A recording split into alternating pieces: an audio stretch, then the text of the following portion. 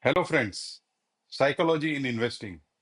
I first got introduced to equities way back in 1990 when I graduated and started observing equities in shares more as a hobby than a serious pursuit.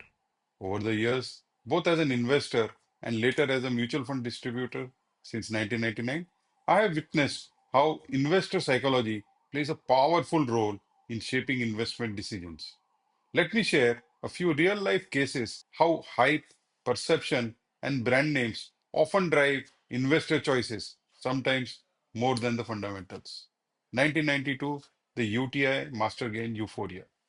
UTI launched Master Gain in 1992 after huge success of Master Share, which had delivered phenomenal returns and paid 18% per annum dividend consistently. Investors queued up with high expectations, making it one of the most subscribed funds in its time with record folio creation. Eventually, Master Gain was merged into UTI Equity Fund in 2005, which continues today as a flexi-cap fund. The lesson: past glory often fuels unrealistic expectations. 1994, Morgan Stanley's grand entry. When global giant Morgan Stanley entered India with its maiden equity fund in 1994, investors believed they were backing the biggest fund house in the US. The hype was unmatched, but the performance never met its expectations. After years of struggle, Morgan Stanley sold its India business to HDFC Mutual Fund in 2013, with its scheme merged with HDFC Large Cap Fund. A reminder that pedigree doesn't always guarantee delivery. 2004, Fidelity's foray in India. Another global heavyweight, Fidelity entered India in 2004 amid much excitement.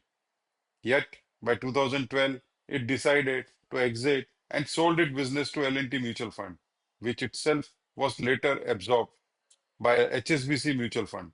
Despite brand power, the challenge of sustaining performance and distribution in India proved too steep. 2008, BlackRock with DSP. BlackRock, the world's largest asset manager, tied up with DSP in 2008, but even they eventually exited in 2018. Interestingly, BlackRock is now making a comeback in partnership with Jio Financial Services, again with significant buzz, this time driven by social media campaigns, promises of AI-driven investing, Aladdin risk management, and low-cost structures.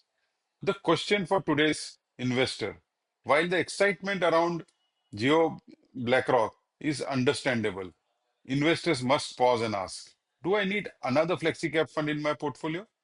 Will this lead to overlap or over diversification?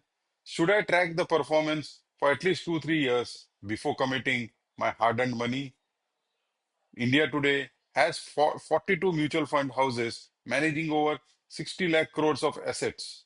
Most of the established players already have robust research teams, advanced risk management, invaluable experience to navigate across market cycles, and proven track record of outperformance over these cycles. The incremental benefit of chasing a new name needs a really careful evaluation. Friends, the core lesson. History repeatedly shows us that investments must never be based only on the brand of the promoter. Consistency, discipline, and long term performance matter far more. Investor psychology often leads towards hype, novelty, and big names. But wealth is created by sticking with funds and fund managers that deliver through cycles. We at Arthashastra strongly believe that it is not the market behavior, but the investor's behavior which really creates generation wealth. Happy investing. Thank you.